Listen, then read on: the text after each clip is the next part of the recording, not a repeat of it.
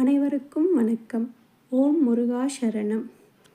நாளை பிப்ரவரி 5ஆம் தேதி புதன்கிழமை சஷ்டியும் கிருத்திகை விரதமும் ஒன்றாக வருவது மிகவும் விசேஷமானதாகும். இந்நாளில் முருகரை வழிபடுவது மிகவும் சிறந்ததாகும். எல்லா நாள்களும் இறைவனை வழிபட உகந்த நாள்களே. ஆனாலும் சில குறிப்பிட்ட தினங்களில் குறிப்பிட்ட தெய்வத்தை வணங்குவதன் மூலம் நாம் புண்ணிய பலன்களை பெற முடியும். அதுபோலதான் நாளை கிருத்திகை நட்சத்திரமும் சஷ்டி திதியும் சேர்ந்து வருவதால் முருக கடவுளை வழிபட உகந்த தினம். இந்நாளில் விரதம் இருப்பவர்கள் அந்த விரதத்தை மேற்கொள்ளலாம். ஒவ்வொரு மாதந்தோறும் வரும் சஷ்டி திதி என்பது முருகப்பெருமானுக்கு உரிய நன்னாள். இந்நன்னாளில் குமரப்பெருமானின் வேலுக்கு பால் அபிஷேகம் செய்து வேண்டிக் கொள்வார்கள். அவ்வாறு செய்வதன் மூலம் நாம் என்ன நினைத்து வேண்டுகிறோமோ அதை நிச்சயம் நிறைவேற்றி தருவார் என்பது ஐதீகம்.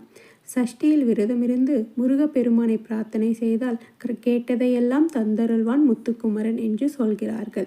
சஷ்டி என்பது முருக வழிபாட்டுக்கான, முருக விரதத்துக்கான, முருக தரிசனத்துக்கான அற்புதம் நாள்.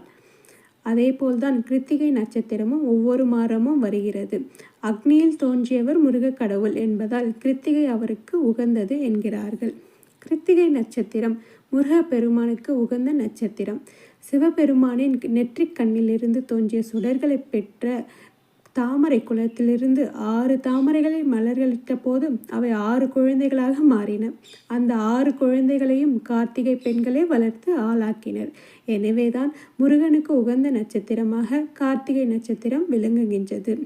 இந்த கார்த்திகை நட்சத்திர நன்னாளில் மறக்காமல் முருகப்பெருமானை தரிசனம் செய்து முருகப்பெருமானை சுப்பிரமணியரை மனம் குளிர தரிசித்து பிரார்த்தனை செய்து கொள்வோம். கிருத்திகை விரதம் மேற்கொள்ளும் பக்தர்களும் இப்போது உள்ளார்கள். நாளை புதன்கிழமை முருகப்பெருமானுக்குரிய சஷ்டி திதியும் கிருத்திகை நட்சத்திரமும் ஒன்றாக சேர்ந்து வருவது மிகவும் அற்புதமான நன்னாளாகும். இந்நன்னாளில் அதிகாலையில் எழுந்து குளித்துவிட்டு முருகப்பெருமானுக்கு செவ்வலரி மலர்கள் சூட்டி மாலையும் சூட்டி அவருக்கு நெய்வேத்தியம் படைத்து விளக்கேற்றி வைத்து நாம் நம் விரதத்தை தொடங்கலாம். இந்த நாளில் முருகப்பெருமானுக்குரிய வெற்றிலை தீபமும் ஏற்றலாம். அதே போல ஷட்கோணம் கோலமிட்டு அதன் மேல் 6 நெய்விளக்கு ஏற்றியும் நாம் வழிபாடு செய்யலாம். இவ்வாறு செய்வதன் மூலம் நமது கோரிக்கைகளை அவர் நிச்சயம் நிறைவேற்றி தருவார் என்று சொல்கிறார்கள். இந்த நாளில் நாம் காலை முதல் மாலை வரை எந்த ஒரு உணவும் உட்கொள்ளாமல் பால் பழம் மட்டும் உட்கொண்டோ அல்லது நாள் முழுவதும் ஏதேனும் உட்கொள்ளாமல் இருந்து உபவாசம் இருந்து நம்முடைய பிரார்த்தனையை செய்யலாம். நன்னாளில் முருகப்பெருமானுடைய பாடல்களையும் மந்திரங்களையும் மற்றும் திருப்புகழையும் பாடி நாம் பாராயணம் செய்யலாம். வேல்மாறல், கந்த சஷ்டி கவசம், கந்தர் அலங்காரம், கந்தர் அனுபூதி போன்ற பாடல்களை பாடலாம். உபவாசம் இருக்கும் நாள் முழுவதும் முருகப்பெருமானின் மந்திரங்களை கூறி வந்தால் மிகவும் சிறப்பு. ஓம் சரவண பவ, ஓம் நமோ குமராய நமக என்னும் மந்திரங்களை நேரம் கிடைக்கும் போதெல்லாம் சொல்லி வரலாம். கந்த சஷ்டி கவசத்தை 3 முறை அல்லது 6 முறை பாராயணம் செய்தால் மிகவும் சிறந்ததாகும். இந்நன்னாளில் நாம் என்ன வேண்டுகிறோமோ அதற்கு தகுந்த திருப்புகழை பாராயணம் செய்து நாம் முருகப்பெருமானை வழிபடலாம். அன்று மாலை 6 மணிக்கு மேல் முருகப்பெருமானுக்கு பூஜை அறையில் நெய்விளக்கேற்றி மற்றும் நம்மால் முடிந்த மலர்களை சாற்றி தூப தீபம் நிவேதனம் செய்து நாம் வழிபடலாம்.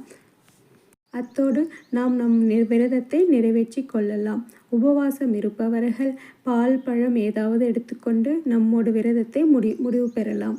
இந்நன்னாளில் இயன்றால் பக்கத்தில் உள்ள முருகன் கோவிலுக்கு சென்று அபிஷேகத்திற்கு பால் தயிர் ஏதேனும் வாங்கி தரலாம். அவருக்கு செவ்வரளி மலர்களை தந்து சாற்றி அவருடைய வழிபடலாம். இந்நன்னாளில் கந்தர் அனுபூதி பாடலை பாடுவது மிகவும் சிறப்பு. அந்த பாடலை உங்களுக்காக தருகிறேன். நீங்களும் இந்த பாடலை உங்களால் இயன்று எத்தனை முறை முடியுமோ அத்தனை முறை பாராயணம் செய்யலாம்.